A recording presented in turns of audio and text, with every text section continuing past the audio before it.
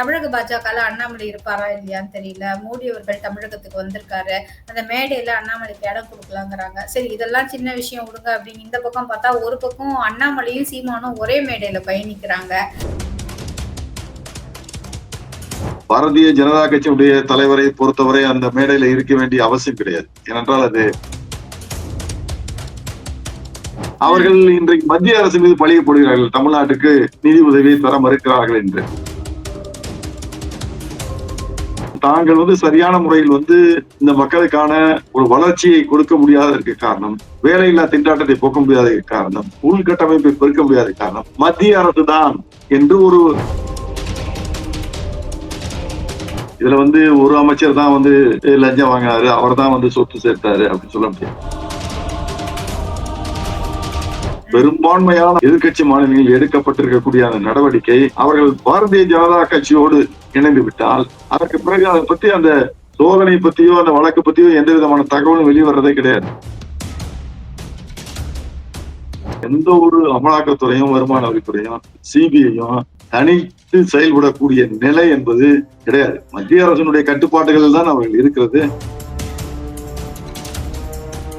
அன்பு நேயர்களுக்கு வணக்கம். நம்முடன் இன்று இணைந்திருப்பவர் வழக்கறிஞர், அதை தாண்டி தலைவர், தமிழக முற்போக்கு மக்கள் கட்சியின் திரு சக்திவேல் சார் அவர்கள். சார், உங்களை வரவேற்பதில் பெருமிதம் அடைகிறோம். வணக்கம், மகிழ்ச்சி. மீண்டும் உங்களோடு இந்த நேர்காணல்ல கலந்து கொள்வதில் மகிழ்ச்சி அடைகிறோம். சார், நிறைய விஷயங்கள்ல மனசுல தோணும் எண்ணங்கள்ல எந்த இடத்துலயுமே ஒரு ஒளிவு மறைவு இல்லாமல் எதற்குமே வளைஞ்சு கொடுக்காம டைரக்டா நிறைய விஷயங்கள நீங்க சொல்லியிருக்கீங்க. இன்று தமிழக அரசியல்ல ஒரு பரபரப்பான ஒரு சூழல்னு வச்சுக்கோங்களேன். தமிழக பாஜகல அண்ணாமலை இருப்பாரா இல்லையான்னு தெரியல. மோடி அவர்கள் தமிழகத்துக்கு வந்திருக்காரு. அந்த மேடையில அண்ணாமலைக்கு இடம் கொடுக்கலாங்கிறாங்க. சரி, இதெல்லாம் சின்ன விஷயம் விடுங்க அப்படின்னு இந்த பக்கம் பார்த்தா, ஒரு பக்கம் அண்ணாமலையும் சீமானும் ஒரே மேடையில பயணிக்கிறாங்க. இன்னொரு பக்கம் மத்திய நிதியமைச்சர் நிர்மலா சீதாராமன் அவர்களை செங்கோட்டையன் அவர்கள் பார்த்தது. மற்றொரு புறம் மோடி, பாரத பிரதமர் நரேந்திர மோடி அவர்கள் தமிழகத்துக்கு வந்த போது ஏன் தமிழக முதலமைச்சர் நீலகிரி போனாரு அப்படிங்கிற கொஸ்டின்ஸ் இருக்கு. இந்த மாதிரியான ஒரு அரசியல் சூழ்நிலையில நீங்க என்ன சார் நினைக்கிறீங்க? பாரதத்திற்கு பிரதமரின் வருகை குறித்தும் மற்றும் அவர் துவக்கி வைக்கப்பட்ட அந்த பாம்பன் பாலம் அந்த பாம்பன் பாலத்தோட முக்கியத்துவம், அதை பத்தி நீங்க என்ன நினைக்கிறீங்க? ஒரு இந்திய பிரதமர், தலைமை அமைச்சர் தமிழகத்துல ஏற்படுத்தப்பட்டிருக்கக்கூடிய இந்தியாவிலேயே ஒரு தூக்கு பாலம், ஒரு நேரடியாக தூக்கக்கூடிய ஒரு பாலம் இருக்கக்கூடிய பாம்பன் பாலத்தினுடைய ரயில்வே பாலத்தை துவக்கி வைப்பது உண்மையிலே மகிழ்ச்சியானது. இந்திய பிரதமர் யாராக இருந்தாலும் அவர்கள் தமிழகத்தில் இருக்கக்கூடிய ஒரு கோயிலுக்கு வருகை புரிவதும் அந்த கோயிலை பற்றியும் ஒரு நல்ல நாள்ல இந்த தமிழகத்தினுடைய கோயிலுக்கு இருப்பதும் ஒரு பெருமைக்குரிய இதுதான். அதுல இந்த மாற்றமும் கிடையாது. அது இல்லாம அதோடு இணைந்து அவர் பல்வேறு நலத்திட்டங்களை இங்கே துவக்கி வைக்க வருகிறார் என்று என்னும் போது உண்மையிலே மகிழ்ச்சி அடையக்கூடிய ஒன்றாகத்தான் இருக்கிறது. வரவேற்கக்கூடிய ஒன்றுதான். அதுல ஆனால் ஒரு தமிழக முதலமைச்சரையும் அதுல சேர்ந்து அழைத்து சென்றிருக்கலாம். ஒருவேளை அழைத்து அவர் வரவில்லை என்றால் தமிழக முதலமைச்சர் அந்த நடவடிக்கை என்பது நம்ம ஏற்றுக்கொள்ள முடியாத ஒன்று. ஏனென்றால் தமிழக முதலமைச்சர் என்பது ஒரு தனியாக அவர் ஒரு தனி நபரோ அல்லது தான் சார்ந்திருக்கக்கூடிய திராவிட முன்னேற்ற கழகத்திற்கு ஒரு தலைவர் மட்டும் என்று பார்க்க முடியாது.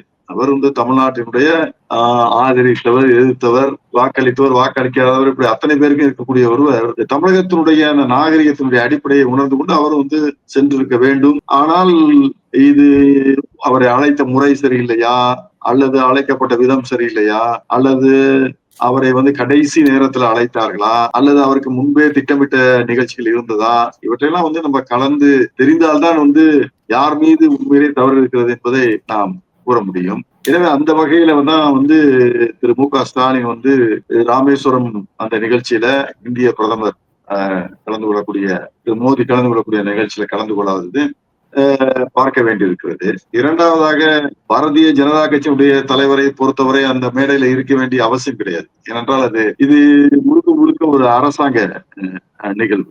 எனவே அதுல தவறு இருப்பதாக எனக்கு தெரியவில்லை. ஆனால் மாற்றாக பாரதிய ஜனதா கட்சியை சேர்ந்திருந்தாலும் கூட திரு நயினார் நாகேந்திரன் இதில் கலந்து கொண்டிருக்கிறார். எனவே மத்திய அரசை பொறுத்தவரை கூட அவர்கள் கூட முறையாக அழைத்திருக்கிறார்கள் என்றுதான் நம்ம கூற வேண்டும். தமிழக முதல்வர் கலந்து கொள்ள முடியவில்லை என்றாலும் கூட தமிழகத்தினுடைய ஒரு அமைச்சர் அவர் சார்பாக அங்கே கலந்து கொண்டிருக்கிறார். எனவே இதெல்லாம் கூட்டி கழித்து பார்க்க வேண்டும். இந்தியா என்கிற நாட்டுல வந்து மாநிலங்கள் சுயாட்சி பெற்ற நிலையில வந்து இத்தகைய போக்குகள் இருப்பதை நம்ம வந்து இல்லை என்று மறுக்க முடியாது. இந்த போக்குகள் இருக்கிறதே நிதர்சனமான அடிப்படையில் ஏற்றுக்கொள்ளத்தான். கருத்து வேறுபாடுகள் வரும்போது, பிணக்குகள் வரும்போது அதை வந்து புரிந்து அதை வெளிக்காட்டக்கூடிய ஒரு வாய்ப்பை அளிக்கக்கூடிய ஒரு மக்களாட்சியில் நம்ம இருக்கிறோம். எனவே பிணக்குகள், கோபங்கள், தாபங்கள் இருக்கும்போது அதை வெளிப்படுத்தக்கூடிய ஒரு வாய்ப்பை தரக்கூடிய ஒரு மக்களாட்சி என்பதற்குரிய காரணத்தினால தமிழக முதல்வர் கலந்து கொண்டாரா அல்லது பாரதிய ஜனதா கட்சியினுடைய மாநில தலைவர் அதுல ஏன் இடம்பெறவில்லை என்பது கேள்விகளுக்கெல்லாம் பொதுவாக மக்களாட்சியுடைய கருத்துக்களின் அடிப்படையில் பார்க்கும்போது இவைகளை வந்து ஓரம் தள்ளிவிட்டு அந்த நிகழ்ச்சியினுடைய முக்கியத்துவத்தை மட்டும் பார்க்கும்போது அந்த பாரத பிரதமராக இருக்கக்கூடிய நரேந்திர மோடி அவர்கள் கலந்து கொண்டு தமிழகத்தினுடைய உள்கட்டமைப்பை பெருக்கக்கூடிய வகையில் அமைத்திருக்கக்கூடிய 8000 கோடிக்கும் மேற்பட்ட அந்த திட்டங்களை அவர் வந்து தமிழகத்திற்கும் வாரி வழங்கி இருப்பது என்பது, திறந்து வைத்திருப்பது, கொடுத்திருப்பது என்பது உண்மையிலேயே பாராட்டக்கூடிய ஒன்று, வரவேற்கக்கூடிய.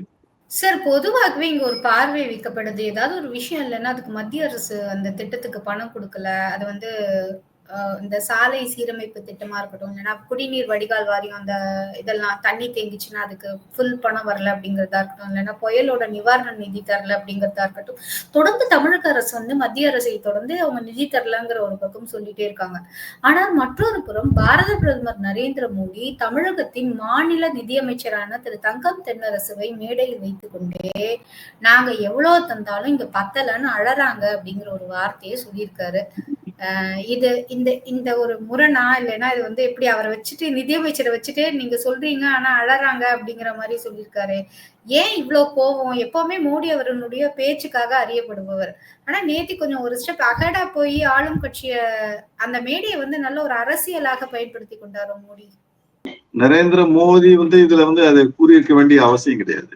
ஏன்னா அவர் பல மாநிலங்களை வந்து அவர் பார்க்கிறார்.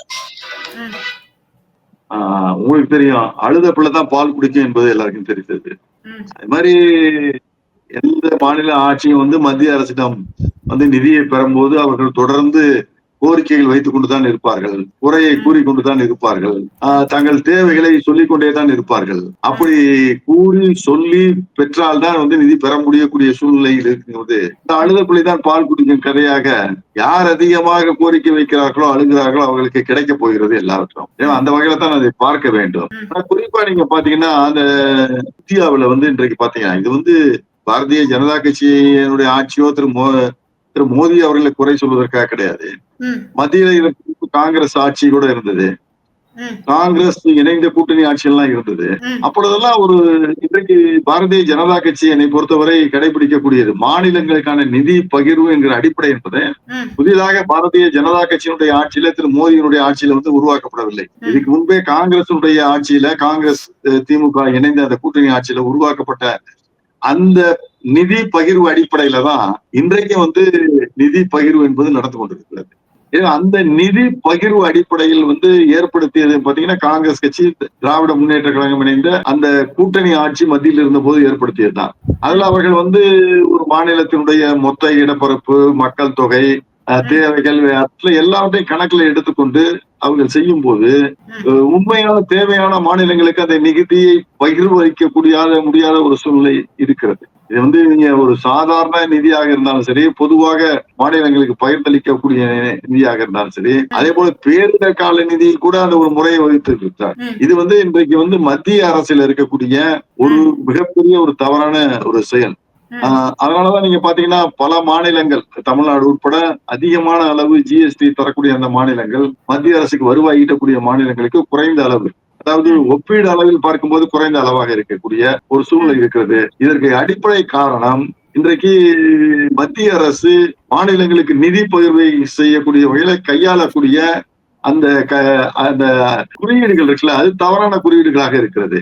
இப்ப திராவிட முன்னேற்ற கழகம் வந்து நன்றாக தெரியும். திராவிட முன்னேற்ற கழகத்தை பொறுத்தவரை மத்திய அரசு அளிக்கக்கூடிய நிதி இந்த மத்திய அரசினுடைய நிதி பகிர்வு அடிப்படையில தான் அளிக்கப்படுகிறது. மத்திய அரசு வந்து உத்தரப்பிரதேசத்துக்கு அதிகமாக அளிக்கிறது, அல்லது பீகார் மாநிலத்துக்கு அதிகமாக அளிக்கிறது, வேறு எதிர்கட்சி மாநிலங்களுக்கு குறைவாக அளிக்கிறது என்பது அந்த குற்றச்சாட்டு என்பது திராவிட முன்னேற்ற கழகம் வைத்தாலும் கூட திராவிட முன்னேற்ற கழகத்தை பொறுத்தவரை அவர்கள் ஆட்சியில் இருக்கும்போது ஏற்படுத்தப்பட்ட நிதி பகிர்வு, மாநிலங்களுக்கு நிதி பகிர்வு அடிப்படை என்பதை அவர்கள் தவறான முறையில் அதை அப்பொழுது செய்துவிட்டு அது தாங்கள் செய்த தவறு என்பதை உணரக்கூடிய காரணத்தினால அவர்கள் இன்றைக்கு மத்திய அரசு மீது பழிய போடுகிறார்கள், தமிழ்நாட்டுக்கு நிதி உதவியை தர மறுக்கிறார்கள் என்று. அப்படிதான் நம்ம பார்க்கணும். ஏன்னா திராவிட முன்னேற்ற கழகத்தினுடைய இது இப்ப நீங்க ரொம்ப அதிகமா போய் நிதி பகிர்வு அடிப்படையை நீங்க தானே உருவாக்குறது என்று சாதாரணமா சொல்லிடலாம். எனவே அந்த குற்றச்சாட்டு வரக்கூடாது என்பதற்காக இப்பொழுது இருக்கக்கூடிய ஆட்சி மீது அவர்கள் பழிய போடுகிறார்கள். நாங்கள் செய்த தவறை ஏற்றுக்கொண்டு நாங்கள் தவறு செய்து விட்டோம். திராவிட முன்னேற்ற கழகம் என்ன சொல்லுவாங்க, எங்க நிதி பகிர்வு அடிப்படையில நாங்கள் மேற்கொண்ட முறை இன்றளவு கடைபிடிக்கப்படுகிறது. நாங்கள் தவறான ஒரு நிதி பகிர்வு அடிப்படையை உருவாக்கி விட்டோம். அன்றைக்கு காங்கிரசினுடைய அந்த பேச்சை கேட்டு நாங்கள் செயல்பட்டு விட்டோம். அதற்காக அதை தொடர்ந்து செயல்படுத்த வேண்டிய அவசியம் கிடையாது, மாற்றுக்கள் என்று முதல்ல கோரிக்கை வைக்கணும். அந்த கோரிக்கையை வைக்க தவறிவிட்டு அவர்கள் இன்றைக்கு இருக்கக்கூடிய மத்திய ஆட்சி மீது மட்டும் மேம்போக்கான ஒரு குற்றச்சாட்டு வகையில அவர்கள் செய்கிறார்கள் என்பதை நம்ம பார்க்க வேண்டியிருக்கிறது. அது அவர்கள் வசதியாகவும் இருக்கிறது. அதாவது இது உண்மையிலேயே ஒரு பக்கம் நிதி பகிர்வுல தமிழகம் புறக்கணிக்கப்படுகிறது என்பது அடிப்படை காரணம் அவர்களாக இருந்தாலும் கூட, அது உண்மையான நிகழ்வாக இன்றைக்கு இருந்தாலும் கூட அதை அவர்கள் தங்கள் அரசியல் காரணங்களுக்காக பயன்படுத்துகிறார்கள். அதுதான் நீங்க பார்க்கணும். ஏனென்றால் இன்றைக்கு எல்லாவற்றையும் மத்திய அரசு மீது பழி சொல்லுவதன் மூலமாக ஒரு அரசியல் பிம்பத்தை இங்கே திராவிட முன்னேற்ற கழகம் உருவாக்குகிறது. தமிழகத்துல தாங்கள் சரியான முறையில் இந்த மக்களுக்கான ஒரு வளர்ச்சியை கொடுக்க முடியாததற்கு காரணம், வேலையில்லா திண்டாட்டத்தை போக்க முடியாத காரணம், உள்கட்டமைப்பை பெருக்க முடியாத காரணம் மத்திய அரசு தான் என்று ஒரு பொத்தாம் போட்ட ஒரு பழியை போடுவதற்கு அவர்களுக்கு இதெல்லாம் துணை செய்கிறது. எனவே அவர்கள் தொடர்ந்து அதே போல செயல்பாட்டில் இருந்து கொண்டிருக்கிறார்கள். என்னை பொறுத்தவரை மத்திய அரசு இந்த மாநிலங்களுக்கான நிதி பகிர்வு அடிப்படையை மாற்ற, அது மக்கள் தொகை அடிப்படையில வைத்து அவர்கள் மக்கள் தொகை ஒரு கூறு, அது அந்த கூறையும் அது அடிப்படை கூறா வச்சிருக்காங்க. அந்த மக்கள் தொகை ஒரு அடிப்படை கூறாக வைத்திருப்பதை அவர்கள் முற்றிலுமாக மாற்ற வேண்டும் என்பது எங்களுடைய கோரிக்கை. அதை செய்தால் அதற்கு பிறகு இத்தகைய அந்த குறைபாடுகள் வருவதற்கான வாய்ப்புகள் இருக்காது என்பதும் என்னுடைய நம்பிக்கை. திராவிட முன்னேற்ற கழகம் ஒரு வேலை செய்ய போவதில்லை. ஏனென்றால் இந்த 2026 தேர்தல் வரைக்கும் அவர்கள் தொடர்ந்து எப்படியாவது ஒரு அரசியல் எல்லா விதமான செயல்பாடுகளிலும் ஒரு அரசியலை அவர்கள் பார்க்கிறார்கள். செயல்பாடுகளையும் ஒரு அரசியல் ஆதாயத்தை எதிர்நோக்கி ஆளும் கட்சி செயல்பட முயற்சிக்கிறது. அரசியல் பிம்பத்தை கட்டமைக்கிறார்கள். அந்த அரசியல் பிம்பம் கட்டமைக்கக்கூடிய அரசியல் பிம்பம் மூலமாகத்தான் உறுதியாக 2026 தேர்தலை சந்திக்க முடியும் என்பதை அவர்கள் உணர்ந்திருக்கிறார். இல்லை என்றால் ஆட்சிக்கு எதிராக இருக்கக்கூடிய அந்த எதிர்ப்புங்கிறது பெருகி வரக்கூடிய காரணத்தினால அதை திசை திருப்பதற்கும் அதை அரசியல் ரீதியாக பயன்படுத்துவதற்கும் இன்றைக்கு இத்தகைய அரசியல் பிம்பங்களை அவர்கள் தொடர்ந்து கட்டமைத்து வருகிறார்கள். சார், சோ நீங்க இப்ப என்ன சொல்றீங்களா, இந்த நிதி பகிர்வு முறை மத்திய அரசு மாநில அரசுக்கு குறிப்பாக தமிழகத்துக்கு தரும் இந்த நிதி பகிர்வு முறைய முதல்ல வடிவமைச்சவங்களே காங்கிரஸ் கூட இணைந்து திமுக ஆட்சியில தான் வடிவமைச்சாங்க. ஆனா இப்ப நாளாக ஆக ஒரு வளர்ச்சியின் காரணமாக அந்த நிதி பகிர்வு முறை தமிழகத்துக்கு பத்தாம இருக்கு. சோ அதுக்கான அதை மாத்தக்கூடிய டிமாண்டை இவங்க ஃபர்ஸ்ட் வச்சாதான் அதை பரிசீலனை செய்வாங்க மத்திய அரசு. ஆனா அப்படி செய்யாம இவங்க என்ன பண்றாங்க, அந்த நிதி பகிர்வு முறையை குறை சொல்லி அதை அரசியலா மாத்த நிதி பகிர்வு முறையை குறை சொல்லவும் இல்லை. ஏனென்றால் அதை குறை சொன்னா மத்திய அரசு மீது பழி போகாது, நிதி பகிர்வு அந்த முறையில தான் குறை போகும். எனவே அவர்கள் தெளிவாக, அதனால எந்த விதமான அரசியல் கட்டமைப்பையும் பிம்பத்தையும் உருவாக்க முடியாது. எனவே அதை அவர்கள் செய்யவில்லை. அவர்கள் நல்ல தெளிவாக இருக்கிறார்கள் திராவிட முன்னேற்ற. அவர்கள் அதை செய்யவில்லை. என்னவென்றால் இந்த நிதி குறைவாக கிடைப்பதற்கு காரணமே மத்திய அரசு தராதான் என்ற அந்த ஒரு பிம்பத்தை உருவாக்கும். அடுத்த கிளாஸ் நோக்கி நகர்றாங்க. நிதி பகிர்வுங்கிறத விட்டுட்டு எங்களுக்கு தரல, மத்திய அரசு நிதி தரல அப்படிங்கிற கிளாஸ்க்கு போயிட்டாங்க. அப்படி ஒரு பிம்பத்தை கட்டமைத்தால் அது அவர்களுக்கு அரசியல் ரீதியாக மத்திய அரசு தொடர்ந்து தமிழகத்தை வஞ்சித்துக் கொண்டிருக்கிறது, திராவிட முன்னேற்ற கழக ஆட்சியை வஞ்சித்துக் கொண்டிருக்கிறது என்ற எண்ணம் ஏற்பட்டு அதன் மூலமாக மக்கள் அவர்களுக்கு ஒரு சாதகமான ஒரு சூழ்நிலையை ஏற்படுத்த வாய்ப்பு இருக்கிறது, மக்களை திருப்புவதற்கான வாய்ப்பு இருக்கிறது என்ற அடிப்படையில தான் அவர்களுடைய செயல்பாடு இருக்கக்கூடிய காரணத்தினால இன்றைக்கு அவர்கள் சாதுரியமாக அவர்கள் செயல்படுகிறார்கள். இந்த இதுல நிதி பகிர்வு அடிப்படையை எந்த விதமான குறையும் சொல்லாமல் நிதி தருவது மத்திய அரசு நிதி தரவில்லை, அந்த அளவோடு நிறுத்தி கொண்டு அந்த பிம்பத்தை கட்டமைக்கிறார்கள். அந்த ஸ்டேட்மெண்ட்ட ரொம்ப ஸ்டாண்டர்டைஸா மக்கள் மனசுல உருவகப்படுத்த பார்க்குறாங்க. 2026ல இது தனக்கு பெரிதும் கை கொடுக்கும்னு திமுக நம்புறாங்க. அப்படி எடுத்துக்கலாம் சார் இத. சார், தொடர்ந்து இன்று வந்து ஆளும் கட்சியில் முக்கிய அமைச்சராக இருக்கும் திருச்சியை சார்ந்த அமைச்சர் திரு கே.என். நேரு அவர்கள் தொடர்ந்து அவர்களினுடைய மகன் பாராளுமன்ற உறுப்பினர் திரு அருண் நேரு அவர்களின் வீட்டிலையும் தொடர்ந்து அவருடைய தம்பி, அவருடைய டிவிஎச் சார்ந்த அவங்களுடைய நிறுவனம் எல்லாவற்றிலும் ரெய்டு. கனிம வளத்துல ரெய்டு முடிஞ்சிருச்சு. இப்ப நகராட்சி உள்ளாட்சி அந்த கட்டமைப்பு மினிஸ்டரா இருக்காரு திரு கே.என். நேரு சார், அவங்க வீட்லயும் இப்ப ரெய்டு. இதை நீங்க எப்படி பாக்குறீங்க? தொடர்ந்து ஆளும் கட்சி அமைச்சர்கள் ரெய்டுக்கு உள்ளாக்கப்படுவது ஏன்? தமிழகத்துல வந்து ஊழல் வந்து நீக்கமர நிறைந்திருக்கக்கூடிய ஒன்று. பணம், ஊழல், லஞ்ச லாவணியம் இல்லாம இங்க எந்த வேலையும் நடக்காது என்பதை எழுதப்படாத சட்டமாக இருக்கிறது. திராவிட முன்னேற்ற கழகம் வந்து 2021 ஆட்சியில தான் இது மாதிரி வந்துச்சுன்னு சொல்ல முடியாது. தொடர்ந்து நீங்க பாத்தீங்கன்னா ஒரு 30 ஆண்டு காலமாக தமிழகத்துல லஞ்ச லாவணியம் ஊழல் என்பது எல்லா இடங்களிலும் நீக்கமர நிறைந்து விட்ட ஒன்றாக இதுல வந்து ஒரு அமைச்சர் தான் வந்து லஞ்சம் வாங்கினாரு, அவர் தான் வந்து சொத்து சேர்த்தாரு அப்படின்னு சொல்ல முடியாது. தமிழகத்தில் கடந்த 30 ஆண்டுகளாக நடைபெற்ற ஆட்சிகளில் விதிவிலக்காக ஒரு சிலர் இருந்திருக்கலாம், அதை வந்து நம்ம இல்லைன்னு சொல்ல முடியாது. ஆனா பெரும்பான்மையானவர்கள் அவர்கள் தொடர்ந்து வந்து அமைச்சர்கள், ஆட்சியில் இருக்கக்கூடியவர்கள், அமைச்சர்களாக இருந்தவர்கள் தொடர்ந்து லஞ்ச லாவணிய ஊழலில் ஈடுபடுவது என்பது ஒரு சாதாரண நிகழ்வாக இருக்கும். அப்படி சாதாரண நிகழ்வாக இருக்கக்கூடிய ஒன்றின் அடிப்படையின் காரணமாக தான் இன்றைக்கு திராவிட முன்னேற்ற ஆட்சியில பல அமைச்சர்கள் மீது வழக்குகள், அவர்கள் மீது அமலாக்கத்துறை, அதே போல வருமான வரித்துறை, இவர்கள் எல்லாம் வந்து தொடர்ந்து அவர்களுடைய வீடுகளிலும் அவர்களுடைய அலுவலகங்களிலும் அங்கே வந்து ஆய்வு நடத்தி தொடர்ந்து இத்தகைய நிகழ்வுகள் நடந்து கொண்டு இருக்கிறது. அதுல வந்து இன்றைக்கு அதுல சிக்கி இருப்பவர் திரு நேரு, அவ்வளவுதானே தவிர நேரு மட்டும் இன்றைக்கு இதுக்கு முன்பு இருக்கக்கூடிய அமைச்சர்கள், இந்த அமலாக்கத்துறையும் வருமான வரித்துறையும் அந்த ரெய்டு நடத்தாத அந்த அமைச்சர்கள் இருப்பாங்க, அவர்களா இப்ப யோக்கியமானவர்களா புனிதமானவர்களா என்று பார்த்தால் சாதாரணமாக எல்லாருக்கும் தெரியும், எல்லாருமே அதுல இருக்காங்க. சில பேர் அவர்கள் வந்து அதிர்ஷ்டவசமாக தப்பிக்கிறார்கள், சில பேர் அதுல மாட்டிக் கொள்கிறார்கள். எனவே லஞ்ச லாவணியம் ஊழல் என்பது இரண்டரை கலந்த ஒரு மாநிலத்துல இதுல இருக்கக்கூடிய அமைச்சர்கள் எல்லாம் வந்து சார் அமலாக்கத்துறையில வந்து அதனுடைய ஆய்வுக்கு உட்படுத்தப்பட்ட அமைச்சர்கள் மட்டும்தான் வந்து லஞ்ச லாவணியம் ஊழல்ல ஈடுபட்டு இருக்காங்க அப்படின்னு நம்ம பார்ப்பது தவறான போக்கு. எல்லோருமே அப்படிதான் இருக்கிறாங்க.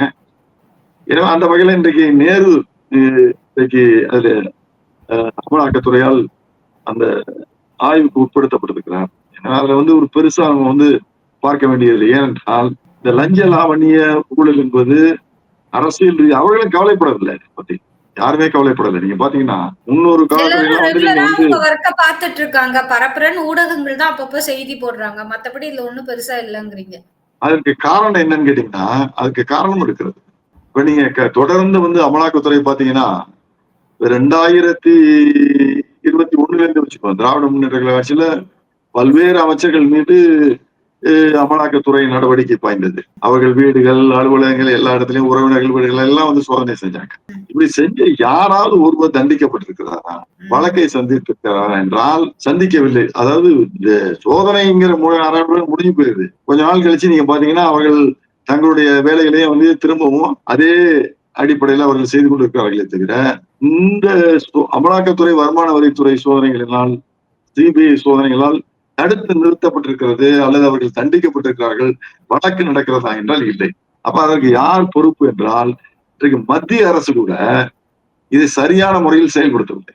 மத்திய அரசினுடைய அமலாக்கத்துறை இந்த சோதனை இதோடு நிறுத்தி விடுகிறது. அதற்கு மேல அவர்கள் வந்து செய்வது கிடையாது. அப்ப அதுக்கு என்ன குற்றச்சொல்லி சொல்கிறார்கள் என்றால் மத்திய அரசு அதனுடைய அரசியல் லாபத்துக்காக இதை பயன்படுத்துகிறார்கள்.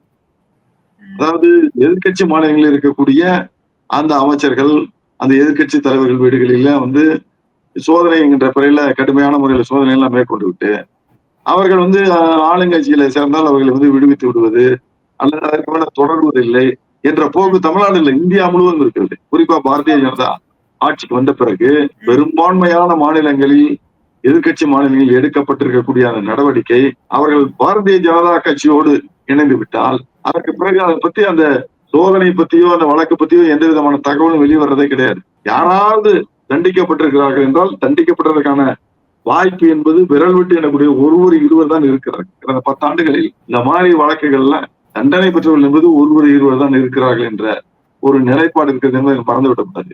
எனவே மத்திய அரசு இதற்கு முக்கியமான பொறுப்பு. இது தொடர்ந்து சோதனை நடக்குது. அதாவது உண்மையிலே இந்த சோதனை நடந்து இந்த அமலாக்கத்துறை சோதனை, வருமான வரித்துறை, சிபிஐ சோதனை நடந்து வழக்கு பதிவு செய்யப்பட்டு வழக்கு முறையாக நடந்து தண்டிக்கப்பட்டு அது வழக்கு முடிவடைந்தால் யாருக்காச்சும் அச்சம் இருக்கும். அச்சம் இருக்கு. அந்த அச்சத்தை மத்திய அரசு தங்களுக்கு சாதகமாக பயன்படுத்துவதற்காக மட்டுமே இந்த சோதனைகளை மேற்கொள்கிறது என்ற ஒரு பேச்சு இருக்கிறது. ஒரு அச்சுறுத்தலா மட்டும்தான் இருக்கு இந்த சோதனை, ஒரு அச்சம் தருவதாக இல்லை அதனுடைய பின் நடவடிக்கைகள் அப்படின்னு சொல்றீங்க. அப்படி எடுத்துக்கலாம். அந்த பின் நடவடிக்கைகள் தண்டனைக்குரிய ஒரு நடவடிக்கைகள் எதுவுமே மத்திய அரசு உறுதியாக எடுக்கவில்லை. ஏன் மத்திய அரசு மத்திய அரசு மீது என்ன சொல்கிறார்கள் என்றால் மத்திய அரசு இதை பயன்படுத்துகிறது, தங்களுடைய அரசியல் லாபத்துக்காக பயன்படுத்துகிறது என்பதுதான். மத்திய அரசு கையிலயா சார் இருக்கு? ஈடிக்கும் மத்திய அரசுக்கும் என்ன சார் சம்பந்தம்? அவங்க கட்டுப்படுத்துறாங்க. அது மத்திய அரசு, வருமான வரித்துறை, சிபிஐ எல்லாம் நேரடியாக மத்திய அரசினுடைய அந்த அவர்களுடைய கட்டுப்பாட்டில் இல்லை என்று சொன்னாலும் கூட உண்மையிலேயே அவங்க கட்டுப்பாட்டில இருந்து மீறிகளை செயல்பட முடியாது. ஏன்னா இந்தியாவுடைய அந்த கட்டமைப்பு எப்படி இருக்கிறது என்றால் அதிகாரிகள்லாம் தங்கள் விருப்பத்துக்கெல்லாம் செயல்பட முடியாது. அது சுதந்திரமான முறையில் அவர்கள் செயல்படுவதற்கான வாய்ப்பு இருக்கிறது என்று உச்ச நீதிமன்றத்துல சொல்லலாம், பொதுவாக சொல்லலாம். ஆனால் எந்த ஒரு அமலாக்கத்துறையும் வருமான வரித்துறையும் சிபிஐயும் தனித்து செயல்படக்கூடிய நிலை என்பது கிடையாது. மத்திய அரசினுடைய கட்டுப்பாடுகள் தான் அவர்கள் இருக்கிறது. மத்திய அரசினுடைய பேச்சை கேட்டுதான் அவர்கள் செயல்பட வேண்டும். அதுல எந்த மாற்றமும் கிடையாது. வேணா நம்ம ஆறுதலுக்கு சொல்லிக் கொள்ளலாம், அவர்கள் தனியாக செயல்பட்டுக் கொண்டிருக்கிறார்கள் என்று சொல்லலாமே தவிர அது ஒரு காலம் நம்ம ஏற்றுக்கொள்ள முடியாது. ஏன்னா அந்த வழக்கறிஞர் முறையில என்ன பண்ண நான் அததான் சார் சொல்ல வந்தேன். நீங்க வழக்கறிஞர் அப்படிங்கிற முறையில இருந்தாலும் கூட கட்சியின் தலைவராக இதுக்கு பதில் அளிச்சிட்டீங்கன்னு சொல்ல வந்தேன் சார் நானு. இரண்டு கலந்து நான் அளிக்கிறேன்.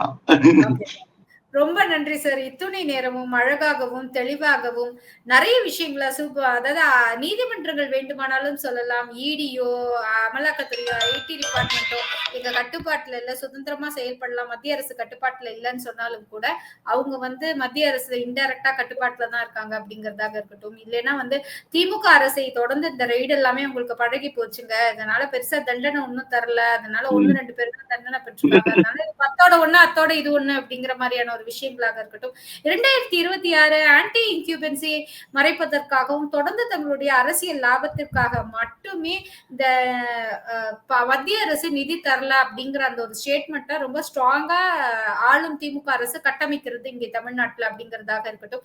இனி வரும் காலங்கள்ல தொடர்ந்து கூட்டணி கணக்குகள் பற்றி நம்ம தொடர்ந்து பேசுவோம் சார். நேரம் பகிர்ந்தமைக்கு நன்றி சார். நன்றி. சந்திப்போம்.